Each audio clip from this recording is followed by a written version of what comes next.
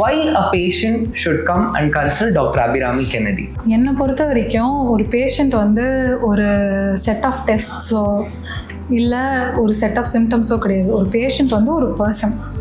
அவங்களோட டிசீஸ் அவங்களோட லைஃப்பை எந்த அளவுக்கு பாதிக்குது, அவங்களோட குவாலிட்டி ஆஃப் லைஃப்பை எந்த அளவுக்கு எடுக்குதுங்கிறது is as important as everything else. அது அவங்க மென்டல் ஹெல்த்தை எவ்வளோ அஃபெக்ட் பண்ணுது, இது எல்லாமே வந்து அவங்களுக்கு ஒரு மருந்து போட்டு க்யூர் பண்ணுறதை விட இம்பார்ட்டண்ட்.